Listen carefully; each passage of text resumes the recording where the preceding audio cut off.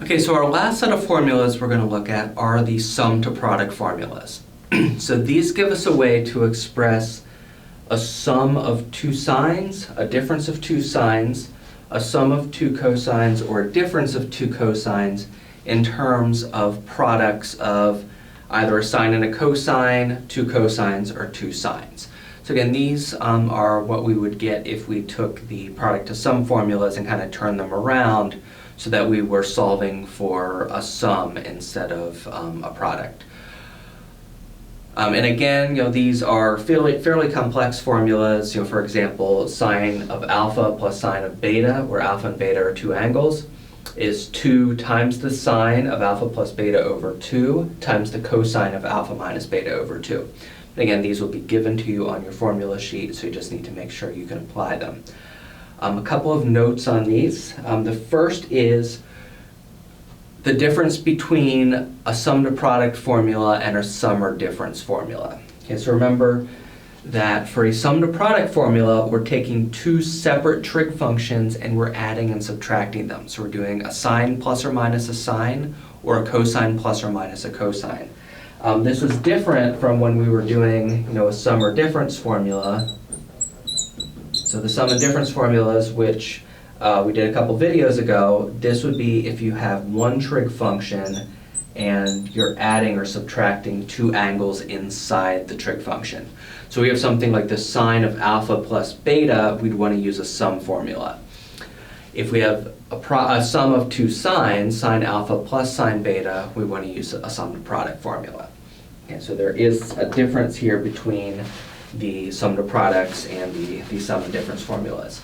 The other thing you want to make a note of is that these formulas all look pretty similar, with the exception of the difference of two cosines.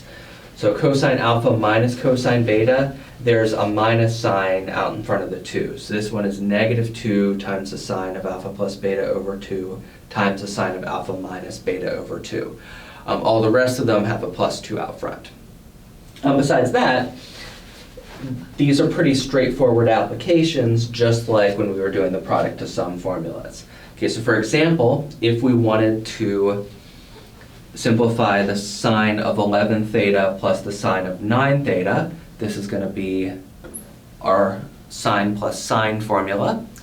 So this is going to be 2 times the sine of the sum of our two angles divided by 2. So we're going to have 11 theta plus 9 theta is 20 theta over 2 times the cosine of their difference. 11 theta minus 9 theta is 2 theta over 2. Okay, so that's going to simplify to 2 times the sine of 10 theta times the cosine of theta. And I'll put that one there in parentheses, just so remember we're doing the sine of the quantity 10 theta. That's all there is to it. And again, this is like the reverse of the product to sum formula, in that if we took 2 times the sine of 10 theta times the cosine of theta, and we were to run that through the product to sum formulas from the last video, we would end up with sine of 11 theta plus sine of 9 theta. One thing that did not happen with this example, but will happen sometimes, when you're doing this subtraction step, if beta is bigger than alpha, then your alpha minus beta over 2 is going to be negative, and you'll have a negative angle inside one of your terms. When that happens, you can use the odd and even properties of sine and cosine to handle that minus sign. So you can either pull it out or get rid of it, depending on if it's a sine or a cosine. And that's usually what we want to do, so we don't have negatives inside our trig functions. Okay, to do another example here, and we'll just use the same formula. The sine of 225 degrees plus the sine of 135 degrees. This is going to be equal to 2 times the sine of 225 plus 135 is 360 degrees divided by 2 times the cosine of 225 minus 135 is 90 degrees over 2. Okay, so here again we're just adding our two angles and then dividing by 2. So 225 plus 135 is 360. We divide that by 2. And then the cosine, we take their difference, 225 minus 135 is 90 over 2. Okay, so this will be 2 times the sine of 180 degrees times the cosine of 45 degrees. Okay, or 2 times sine of 180 degrees is 0, times cosine of 45 degrees is 1 over square root of 2. Okay, but that ends up being 0. Okay. This one we could actually figure out is equal to 0 without using a formula at all, so this is actually a good check.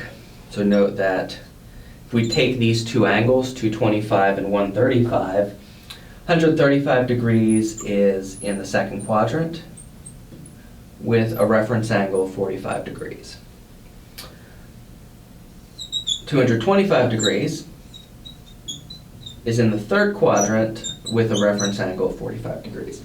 So we don't even, I mean, we can compute the sine of 135 and 225 degrees if we wanted to. We don't even have to go that far because we have two angles here, one with a positive sine, one with a negative sine. They both have the same reference angle, so when we take those sine values and add them, they should be 0. That the sine of 135 degrees is 1 over square root of 2. The sine of 225 degrees is negative 1 over square root of 2. So it does make sense that this sum is equal to 0. So there are multiple ways to do this particular problem, but I just wanted us to look at it using the formulas. Okay, so that's all for this video.